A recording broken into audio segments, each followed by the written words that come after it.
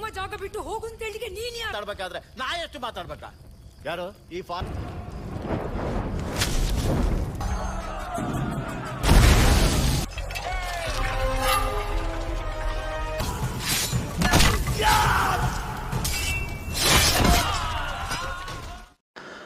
Halo sahabat, Assalamualaikum. Apa kabar? Semoga sehat selalu dan senantiasa berbahagia. Terima kasih sudah subscribe dan selalu setia menyimak video-video SLMT-TV. Semoga Tuhan Yang Maha Kuasa selalu memberikan rezeki yang berlimpah ruah dan juga berkah untuk sahabat semua. SLMT-TV kembali hadir menemani waktu bersantai sahabat, kali ini dengan sebuah alur cerita dari film yang berjudul Kantara. Film ini menceritakan tentang usaha sekelompok orang untuk melindungi tanah leluhur dari tangan-tangan orang yang serakah. Bagaimanakah kisah selengkapnya? Simak alur ceritanya berikut ini.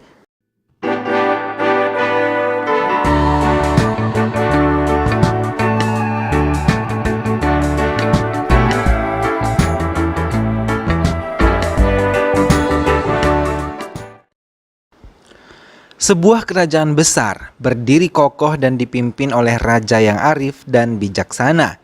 Semua ia miliki, namun sayang, ia hanya tidak memiliki ketenangan hati dan pikiran.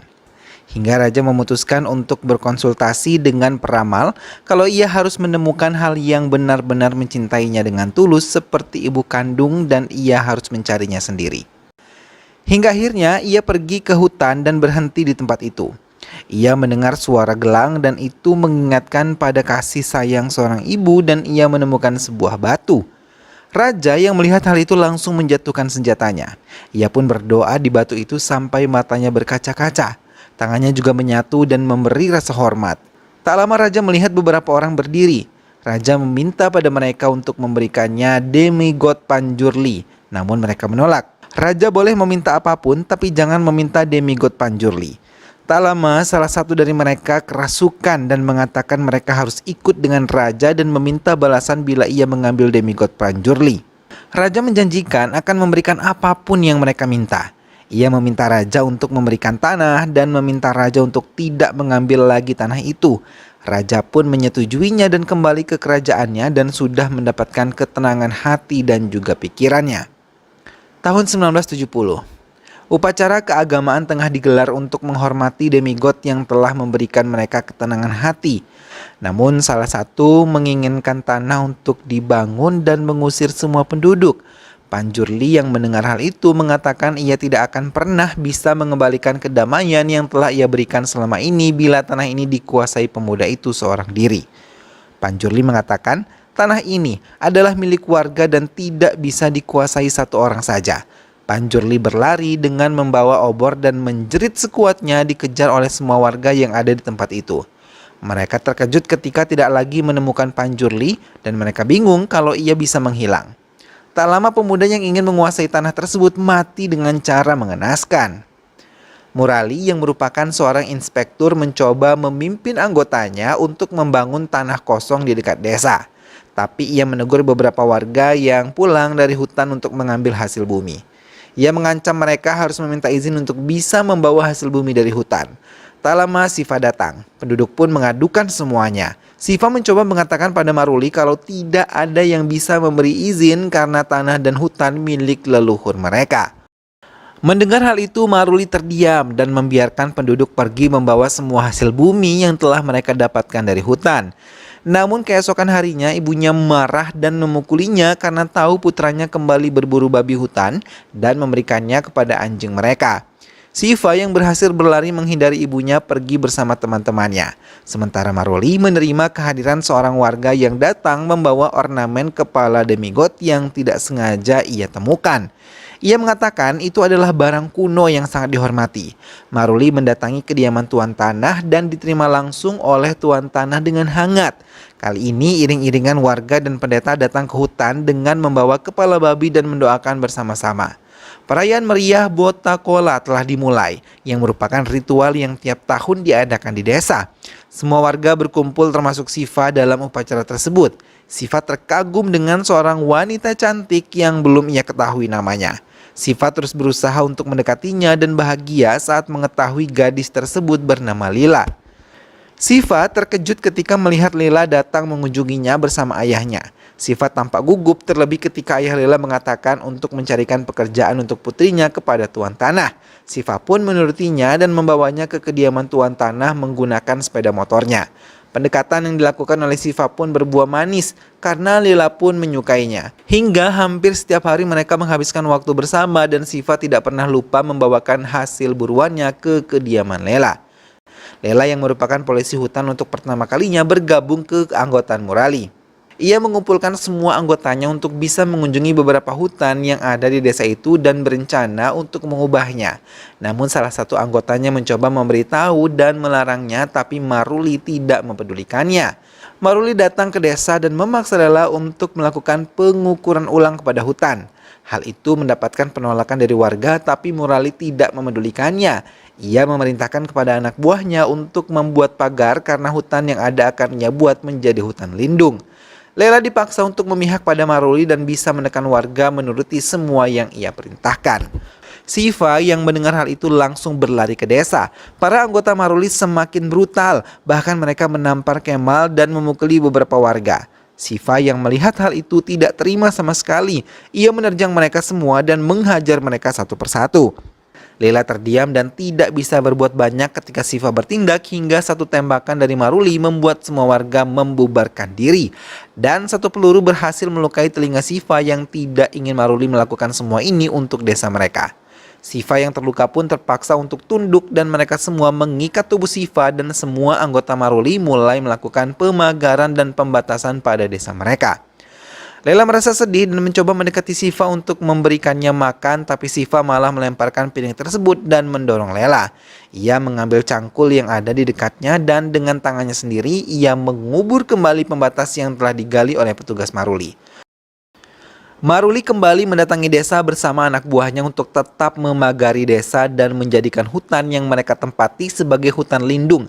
Tapi Siva dan teman-temannya tidak memedulikannya. Mereka tetap membantah dan mempersiapkan rencana untuk bisa menyelamatkan tanah mereka. Bahkan terang-terangan Siva berburu di hadapan Maruli sebagai bentuk penolakannya.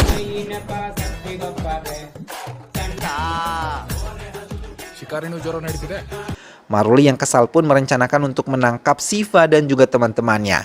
Ia bersama teman-temannya mulai mendatangi hutan di mana Siva berada. Siva yang tengah bersama teman-temannya terkejut mendengar suara aneh dan pohon yang tengah ditebang Siva jatuh menimpa mobil yang tengah dikendarai oleh Maruli. Kejadian itu pun membuat tuan tanah menjadi marah dan menegur Siva.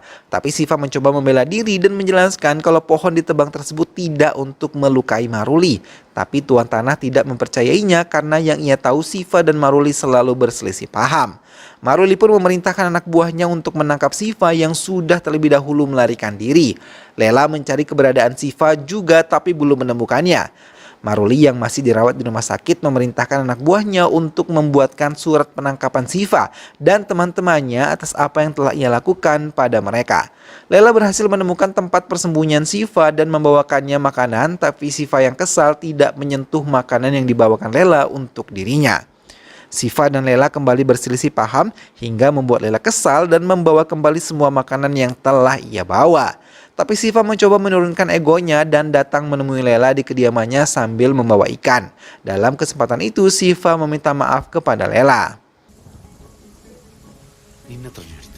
Siva kembali pergi meninggalkan desa dan mengatakan kalau ia akan menetap di Kalayasa. Tapi ia sangat terkejut ketika melihat Maruli dan anak buahnya telah berada di bawah rumah pohon. Hingga Siva dan Lela mendekati mereka. Maruli tertawa dan ia sangat berterima kasih kepada Lela yang dianggap telah membantu dan berhasil ia tumbalkan. Siva kembali bertemu dengan teman-temannya di penjara. Maruli terdiam dan memikirkan cara untuk lebih menghancurkan Siva yang mencoba menghalangi tugasnya. Semua warga berkumpul di kediaman tuan tanah untuk meminta bantuannya bisa membebaskan Siva dari dalam penjara termasuk Lela. Ia yang ingin mengakhiri pekerjaannya selalu terhambat karena Maruli belum kembali bekerja. Sementara Siva dan teman-temannya berencana untuk melarikan diri dari dalam penjara. Mereka merencanakan dengan matang langkah-langkah yang akan diambil, tapi rencana mereka dengan cepat diketahui oleh penjaga penjara. Kemala terkejut ketika sebuah jeep melintas di malam hari tak lama setelah lampu desa tiba-tiba padam. Beberapa warga keluar dari rumah mereka dan terkejut ketika melihat Guruva ditemukan tewas di tanah lapang. Upacara kremasi Guruva dilakukan oleh warga desa. Tuan tanah pun hadir dalam upacara tersebut dan bergabung dengan semua warga yang menangis sedih kehilangan Guruva. Ia memberikan pidato singkatnya di depan semua warga. Dan salah satu warga mengatakan kalau Demigot tidak akan membiarkan pembunuhnya lolos. Ia pasti akan mati dengan cara mengenaskan. Tidak hanya itu, semua kesusahan akan datang kepada si pembunuh tersebut. Tuan tanah pun berjanji akan menghancurkan orang yang telah menghabisi Guruva.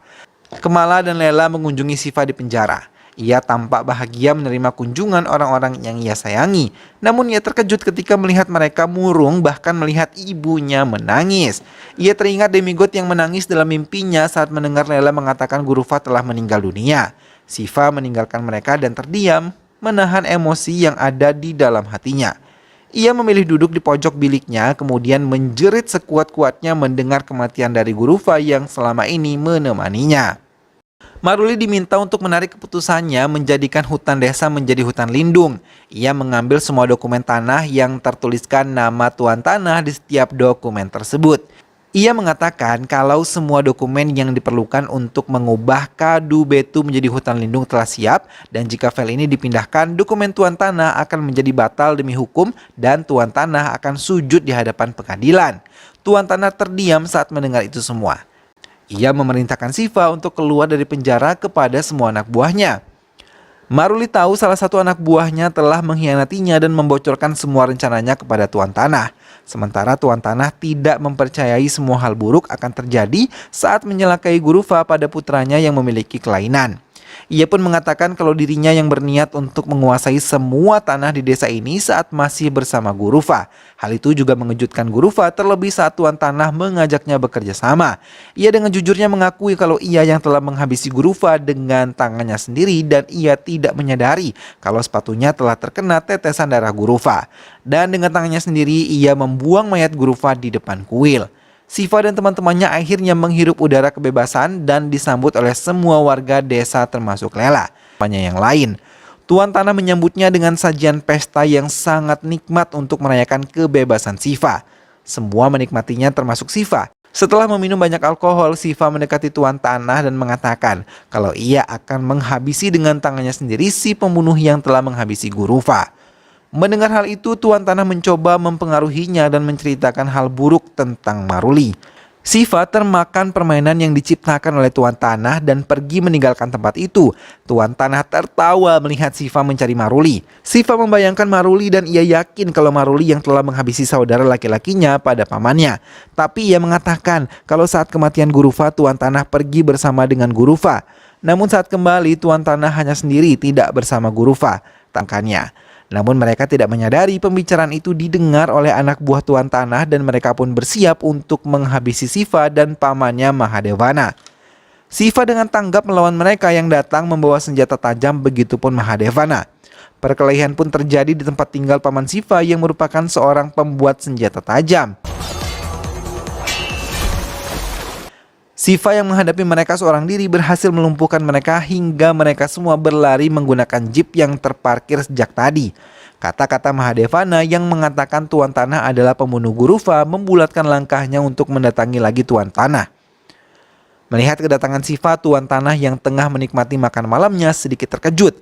Tanpa diperintah, Siva mengambil piring dan menikmati semua makanan yang disediakan di atas meja. Setelah memberikan tanda-tanda kalau ia tahu perbuatan jahatnya, Siva pergi meninggalkan tempat itu. Semua warga berkumpul karena Maruli memanggil mereka. Maruli mengatakan kalau mereka bisa mendaftarkan tanah mereka atas nama mereka sendiri. Tak lama Siva datang mendekati mereka. Kemala langsung berteriak dan mengatakan kalau tuan tanah telah menipu mereka dengan semua bukti-bukti yang ditunjukkan dari Maruli. Siva terdiam dan mengatakan bukan hanya tanah yang diambil oleh tuan tanah tapi juga Guruva. Hal itu sangat mengejutkan warga, tapi mereka tidak menyadari kalau tuan tanah tengah menyiapkan orang-orangnya untuk menyerang kota lengkap dengan senjata. Siva mendekati Maruli dan mengucapkan terima kasih telah menyelamatkan warga desa dan ia juga meminta maaf karena telah salah paham kepada Maruli. Orang-orang tuan tanah telah memenuhi desa dengan cepat dan semua warga mengerumuninya lalu siap melawan tuan tanah yang serakah. Mereka berteriak untuk meninggalkan tanah mereka, tapi tuan tanah malah mengatakan mereka yang harus pergi dari tanah miliknya termasuk Maruli. Tapi Maruli dengan tenangnya mengatakan tuan tanahlah yang harus pergi karena semua dokumen akan memenangkan warga. Tuan tanah melempar obor tanda peperangan dimulai. Semua warga pun berkelahi. Tanah dibanjiri oleh darah warga sementara tuan tanah duduk dengan tenang melihat orang-orang bodoh memenangkan dirinya. Siva pun mengeluarkan senjata yang telah diberikan pamannya padanya untuk menghadapi musuh dalam selimut di desanya. Para wanita membantu dengan membebaskan ternak mereka dari kandang yang hampir semua dibakar oleh tuan tanah. Maruli turun tangan untuk membantu warga melumpuhkan anak buah tuan tanah. Dari tempat duduknya, tuan tanah mulai menembaki orang-orang dan ia tidak peduli kematian demi kematian di desanya. Bahkan ia sama sekali tidak memiliki belas kasih memerintahkan semua anak buahnya untuk membakar desa. Siva benar-benar tidak bisa menahan emosinya saat semua teman dekatnya dihabisi di depan matanya oleh tuan tanah. Ia mengambil pedang miliknya dan mencoba menembus pertahanan tuan tanah yang dilindungi oleh kaki tangannya. Siva pun tersungkur tak berdaya saat dicekik, bahkan ia tidak sadarkan diri hingga tuan tanah tertawa melihat itu, memintanya melempar Siva ke lubang. Ia berteriak memanggil semua warga kalau ia telah memenangkan pertempuran ini dan Siva telah tewas. Mereka semua berkumpul dan menangis. Tuan tanah mengatakan kalau mereka harus tetap tunduk kepadanya. Tapi tanpa mereka sadari, demigod berteriak di telinga Siva hingga Siva bisa bangkit dan dirasuki, malah memerintahkan anak buahnya untuk menyerang Siva. Tapi Siva yang dipenuhi oleh kekuatan demigod dengan mudah mengalahkan mereka, bahkan tanpa ragu menghabisi mereka dengan sangat keji. Siva menantang tuan tanah untuk mendekat, tapi tuan tanah hanya terdiam melihat Siva yang bertindak di luar kesadarannya. Siva yang kali ini benar-benar tangguh dan tak terkalahkan dengan mudah mengalahkan kaki tangan tuan tanah dan mengambil sebilah pedang yang tertanam di tanah lalu berlari mendekati tuan tanah. Ia berteriak dan mengatakan kalau ia tidak rela membiarkan di tanah ini dilakukan kekejaman dan ia berhak untuk memberikan pelajaran karena tanah ini telah diberikan untuk kedamaian. Tuan tanah terdiam dan ia tidak bisa menghindar saat tebasan tepat mengenai kepalanya. Kini Siva lah yang menggantikan Guru Fa menjalankan semua ritual yang telah terbiasa dilakukan di desanya setiap tahun. Ia berjanji akan terus menjaga tanah leluhurnya dalam kedamaian dan mencegah datangnya lagi orang-orang serakah yang ingin menguasai tanah leluhurnya. Warga pun merangkul Maruli yang telah membuat mereka melihat kejahatan yang sesungguhnya dan film pun selesai. Nah sahabat, itulah tadi alur cerita dari film yang berjudul Kantara. Pada akhirnya kejahatan serta keserakahan tuan tanah berhasil ditumbangkan oleh Siva dan juga Maruli beserta warga desa yang dibantu oleh demigod. Begitulah sejatinya keserakahan tidak akan pernah abadi. Pada saatnya nanti ia akan tumbang dan habis dimakan kebenaran. Setiap orang tentu berhak atas kedamaian dan juga kebahagiaan. Maka sudah sewajarnya bila seseorang ataupun sekelompok orang berjuang demi meraih kebahagiaan dan mengalahkan pihak-pihak yang berusaha merusak kedamaian itu. Mudah-mudahan sahabat semua terinspirasi dan terhibur setelah menyimak alur cerita film ini. Ingat untuk selalu dukung Islam TTV dengan cara klik like, comment, share, dan juga subscribe.